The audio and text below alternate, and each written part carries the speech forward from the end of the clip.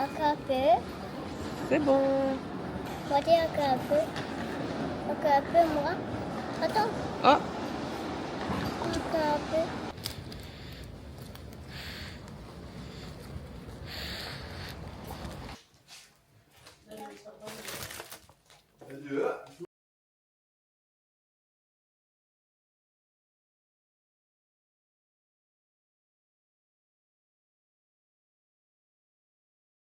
je vous prends ici avec le micro. Donc, j'ai acheté ces petits boutons. Pourquoi faire? Si vous voulez, ici, c'est mes futures bretelles de top.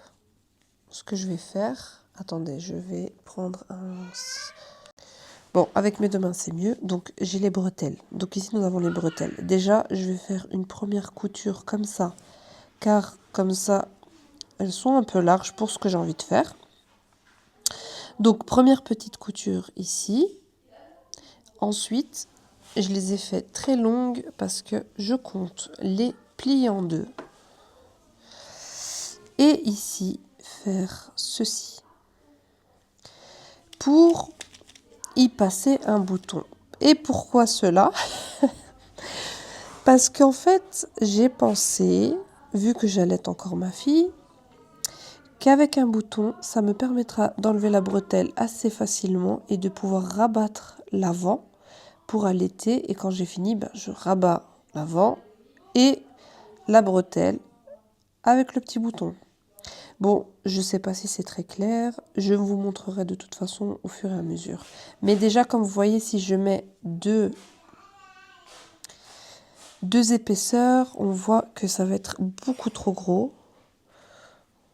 Bon, ça va, mais pour moi, je préfère que ce soit un peu plus fin. Donc, je rabattrai. Hop. Et donc, on va dire que ça va donner quelque chose comme ça. Quelque chose comme ça. Voilà, plus ou moins. Une bretelle comme ça, je trouve que ça va. Mais une comme ça, je pense que ce sera trop gros. De toute façon, je vous montrerai une fois que c'est fini. Aujourd'hui, je m'occupe de ce top qui est assez simple normalement dans la réalisation. J'ai pris le patron de fibre mousse que je vous ai montré comme base, mais je ne vais pas faire comme le patron. Je vais faire autrement. Je vais faire plus simple. Voilà.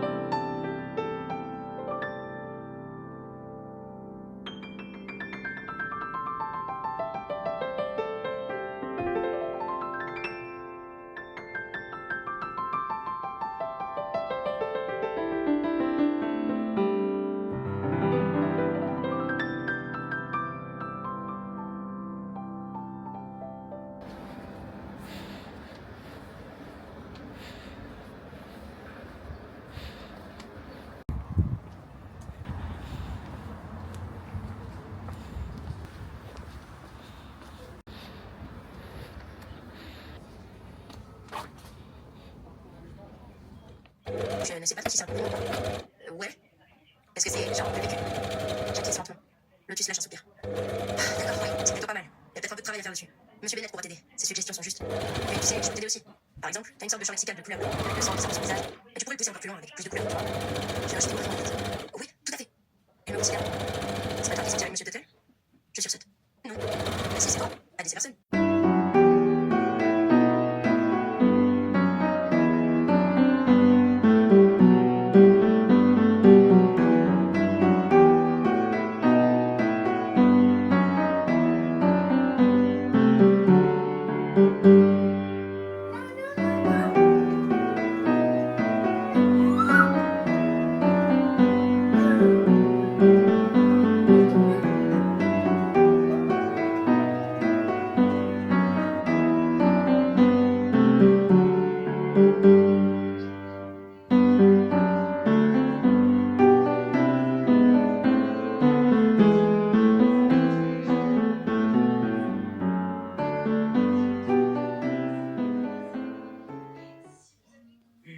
Very realistic.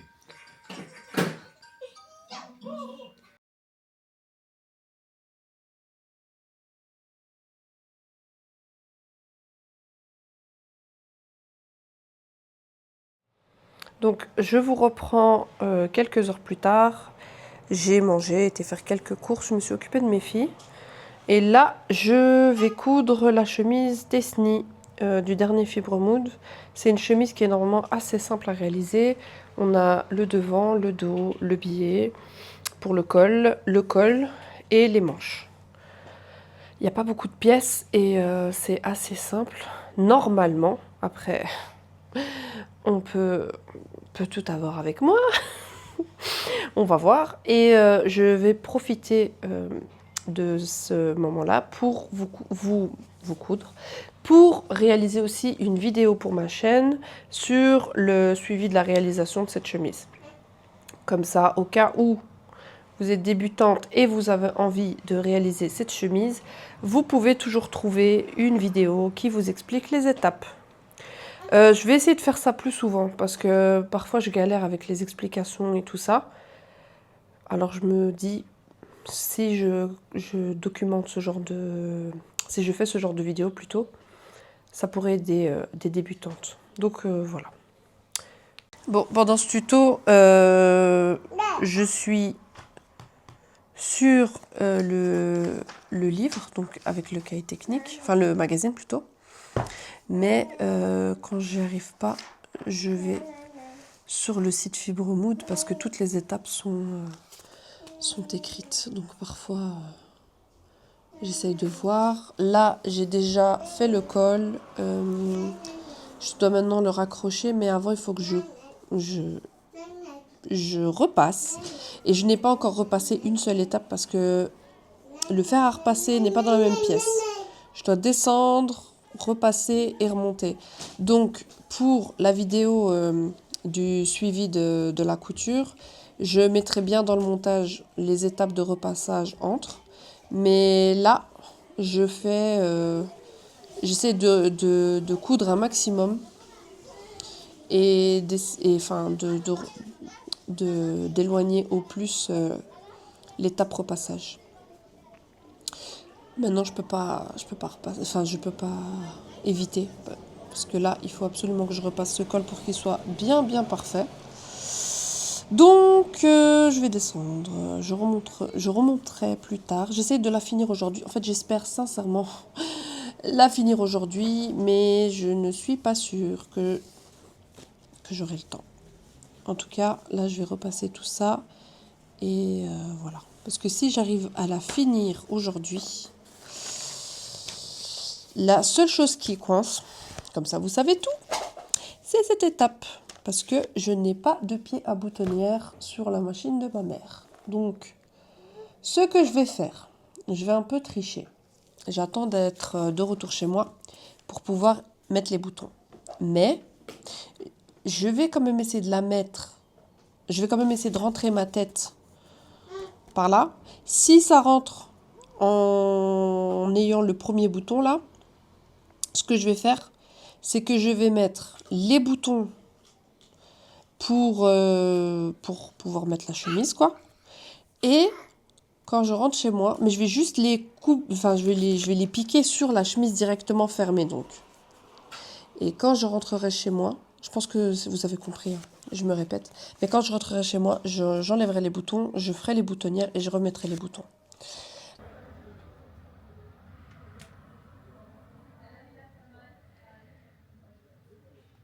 Bon, après plusieurs heures, je reprends enfin la couture de ma chemise. Je suis descendue pour repasser donc le col. Il me reste à couper ici le surplus, tout ici, tout le surplus. Et ensuite d'assembler le col avec le corps. Dommage, la réelle couleur n'est pas... la couleur en fait sur l'écran n'est pas la même, mais ça donne quand même. Bon, pendant mon tuto, j'ai fait une bêtise. Voilà, donc il faut que je découpe ici. Oh, je ne sais même plus où c'est. Ah voilà, ici. Il faut que je découpe. Voilà, c'est ici. J'étais perdue. Il faut que je découpe ici et je recoupe. Écoutez, j'en ai pas pour longtemps, mais c'est un bête truc. Mais ça me saoule quand même. Heureusement que l'écran ici sont bien mis. J'ai juste à les reporter. Donc ce que je vais faire, c'est que je vais le faire. Je vais découdre et je vais essayer de le recoudre maintenant. Mais vu l'heure, je ne crois pas que je vais pouvoir continuer la couture de cette chemise aujourd'hui. Si j'arrive à recoudre ça et fermer ici la propreté, je pense que c'est déjà bien pour aujourd'hui. Vraiment, j'ai pas encore repassé. J'aime trop. Juste comme ça déjà, j'aime trop. Il faut que je repasse le col. Et j'ai mis la jupe en dessous pour voir. Ce n'est pas fermé là non plus. J'ai juste fait la propreté derrière ici. Mais j'aime trop. Et là, en fait, ce qui est bien, c'est que vous voyez la vraie couleur. C'est ça la couleur. Parce qu'avec l'autre caméra, on ne voit pas. C'est un vert très très clair. Et ça donne vraiment bien avec la jupe. Vraiment, je suis en kiff total de ce look.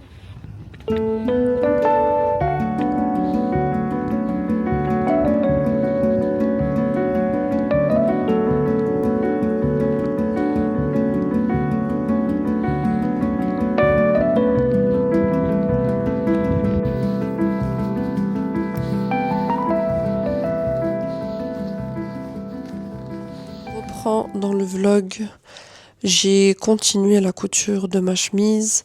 J'ai déjà fait les ourlets des manches. J'ai commencé à faire l'ourlet du bas. Là, j'ai juste, comme j'ai repassé le col et tout, j'ai mis une petite pince pour voir ce que ça donnait. Et je vous avoue que comme ça, donc imaginons que c'est fermé ici, je trouve que ça donne bien en fait. Le rendu de la manche, enfin de l'épaule, comme elle est tombante, je pense qu'il suffirait d'un petit biais ici et ça pourrait bien donner en fait. Maintenant que j'ai découpé déjà les manches et tout et que j'ai prévu de les faire, je vais les mettre. Allez, ça ira, je pense, ici. Peut-être un peu plus long. Mais je me dis peut-être pour une prochaine version, parce que franchement, elle est très facile à faire. Je l'ai réalisé, bon, avec les enfants et tout, je l'ai réalisé, on va dire, en 2 jours, mais si j'avais pas tout ça, je pense qu'en 1 jour, c'est fait. Et j'aime bien. J'aime bien, en fait. J'aime bien comme ça fait un effet... Ça fait classique, mais avec l'épaule comme ça fait un peu plus décontracté.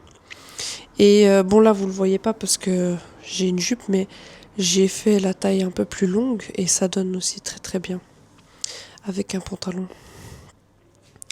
Donc voilà, je vais terminer ma vidéo. Donc avec les manches. En fait, je vais juste montrer comment placer les manches parce que je vais faire des coutures anglaises, je préfère. Et sur les côtés aussi, je vais faire des coutures anglaises. Et ensuite, je vais clôturer la vidéo comme ça. Faudra juste faire l'ourlet, les boutonnières, ça, je pense que pas besoin de vidéo pour ça. Et puis voilà. Puis je ferai tout le reste hors cam. J'ai fait une manche en couture anglaise et j'ai commencé à coudre le côté. Comme elle m'avait l'air un peu cintrée, j'ai pas fait de couture anglaise, je ferai un point zigzag. Mais au moment où je suis arrivée ici, tout s'est emballé. Ce qui fait que j'arrive pas à coudre. La machine, elle veut rien savoir. Donc, au lieu de m'énerver dessus, parce que ça commence à m'énerver, je vais sortir avec ma soeur, faire un petit tour, respirer et j'essaierai de la finir tout à l'heure. Donc, il me reste une manche à placer, côté à coudre, côté à coudre. Les boutons ici, je vais voir ce que ça donne. Si je vois qu'elle est un peu cintrée ou quoi, je vais pas mettre les boutons. Ce que je vais faire, c'est que je vais faire juste l'ourlet du bas et les boutons, je les mettrai quand je serai chez moi avec ma machine. Ou sinon, si je vois que ça va, je sais pas en fait. Je parle, mais je sais pas. Non, je pense que je vais pas mettre les boutons. Et je ferai ça quand je serai en France. Par contre, pour la vidéo, j'aurais bien voulu finir au moins aujourd'hui la couture. Comme ça, demain, je fais quelques vidéos et la publier. Mais là, je pense que c'est mal parti. Je ne pense pas que je l'aurai fini. Je pense pas que je pourrais faire les vidéos de la chemise et de les publier. Donc, je vais laisser tomber, quoi. Et je vais attendre d'être en France pour pouvoir faire mes prises. Je viens de terminer la couture de la chemise. Il reste vraiment un bon repassage à faire.